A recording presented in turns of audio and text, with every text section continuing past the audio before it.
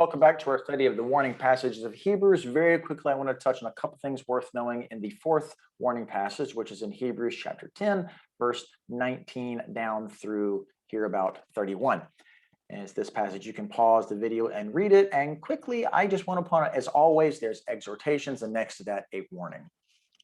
The exhortations are all here in 19 down through about 24. The idea here is, the central idea is drawing near with a true heart of faith, in true heart in fullness of faith, holding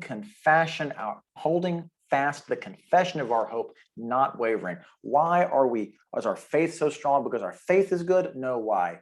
Because God is faithful. He who promised is faithful. So there's that promise that's so important. God is trustworthy. We are not. So because of that, as we're maintaining our faith in God, this is what he wants you to do: provoke each other to love and to good works.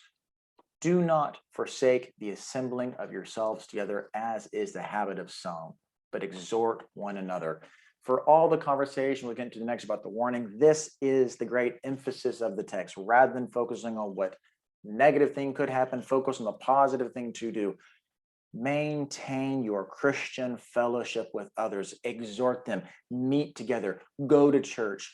Meet in coffee shops. Meet online. Exhort other believers. This is what it is God has called you to do. Your Christian faith is not an island, because if you try to do it on your own and fall away, as we've already seen can happen, if you sin willfully. And so at this point, we've learned from the book of Hebrews, the willful sin is apostasy. It's losing your faith. There is no sacrifice left for sin. People say, what the heck does that mean? It means just what it sounds like. It's kind of like when Jesus asked Peter, are you going to leave too? And Peter said to Jesus, where else am I going to go? You've got the words of life. I think it's the exact same thing here. So if you leave Jesus, you go back as they were, back to Old Testament Judaism laws. It doesn't work anymore. Jesus finished that. Or if you leave Jesus and try to work off your sin debt, it doesn't work. There's no sacrifice for sin. There's nothing else for you. So if there's no sacrifice for sin, then what is there? Just expectation of judgment. That's all there is.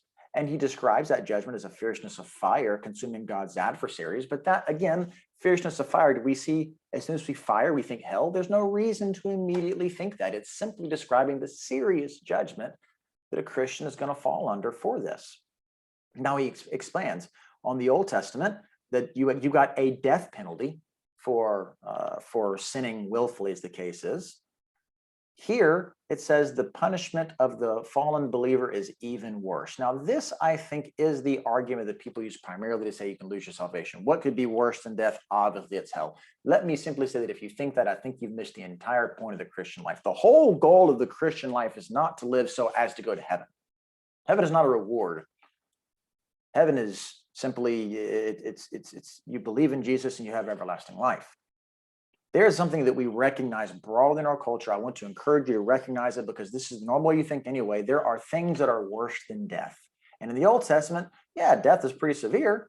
If you sinned willfully, God was just going to execute you and you're out and about. But he's saying now it's even worse. There are some things that are worse than death in this very life. God may not send you to hell, but he can make your life a living hell. Can I say that again? God won't send you to hell, but he can make your life a living hell. And he will. It's that purpose in this whole book. He's been building that argument, what that looks like. And why would he do that? Because vengeance is mine. I will repay. And again, the Lord will judge who? Who will he judge? His people, because it's a fearful thing to fall into the hands of the living God. God deserves to be respected.